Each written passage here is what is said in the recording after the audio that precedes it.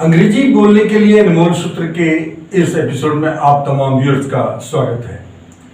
ये present indefinite के जो बोलचाल में या लिखने में जितने भी तरह के वाक्य बनते हैं उन तमाम तरह के वाक्यों के बेसिक सेंटेंस स्ट्रक्चर की इस कड़ी में ये पार्ट 4 है।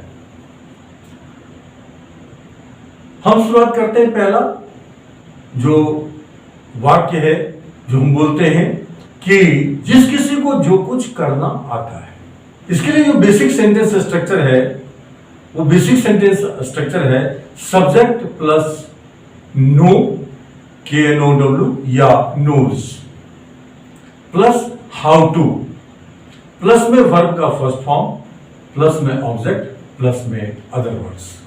हम वाक्य लेते हैं कि उसे कार चलाना आता है। He knows how to drive a car। अब जैसे बाकी वाक्यों को हम 8 प्रकार से बोलने की प्रैक्टिस आज इससे पहले करते आ रहे हैं, उसी तरह से यहाँ पे इसकी भी हम 8 प्रकार से प्रैक्टिस करेंगे। उसे कार चलाना आता है, he knows how to drive a car। उसे कार चलाना नहीं आता है, he doesn't know how to drive a car। क्या उसे कार चलाना आता है? Does he know how to drive a car? क्या उसे कार चलाना नहीं आता है? Doesn't he know how to drive a car? उसे कार चलाना कैसे आता है?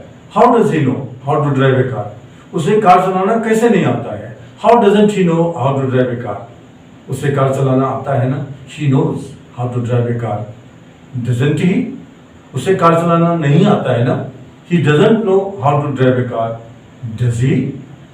मोहन को लिखना आता है। Mohan knows how to write। मुझे अंग्रेजी बोलना आता है।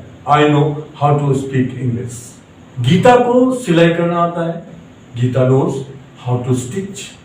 इस प्रकार के अन्य वाक्य लेकर आप बोलने की प्रैक्टिस करें 8 प्रकार से, आपको बहुत आनंद आएगा और आप फ्लुएंट भी होते चले जाएंगे। दूसरे तरह का वाक्य होता है, उसमें कहते हैं हम कि जिस किसी को जो कुछ करवाना आता है। जिस किसी को जो कुछ करवाना आता है, इस वाक्य को अंग्रेजी में बोलने के लिए हम जिस बेसिक सेंटेंस स्ट्रक्चर का प्रयोग करते हैं वो होता है सब्जेक्ट के प्लस नोज या नो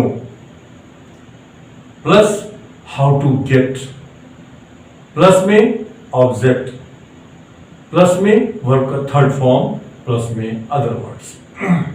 मुझे कार ठीक करवाना आता है। I know how to get a car repaired. उसे कमरे साफ करवाना आता है। He knows how to get rooms cleaned। उसे कपड़े इस्त्री करवाना आता है। He knows how to get clothes ironed। इस तरह के अन्य वाक्य लेकर आप बोलने की प्रैक्टिस करें, आपको बहुत आनंद आएगा और आप फ्लुएंट भी हो जाएंगे। ऐसी कोई भी सेंटेंस या वाक्य जो हिंदी बोला जाता है जिसे अंग्रेजी में हम बोलते हैं नहीं बचेगा जिसकी बेसिक सेंटेंस स्ट्रक्चर आपको इस जो अंग्रेजी बोलने के लिए अनमोल सूत्र है इस कड़ी में आपको ना मिले। आगे चलकर फिर हम जो वाक्य थोड़े से मुड़की वाले होते हैं, घुमावदार होते हैं, उन वाक्यों को भी हम कर लेंगे, लेकिन उससे पहले ये तमाम वाक्य को जानना हमारे लिए बहुत जरूरी है जो आपको कड़ी दर कड़ी मिलेगी। Thank you very much for watching this episode. See you in the next episode with something worthwhile.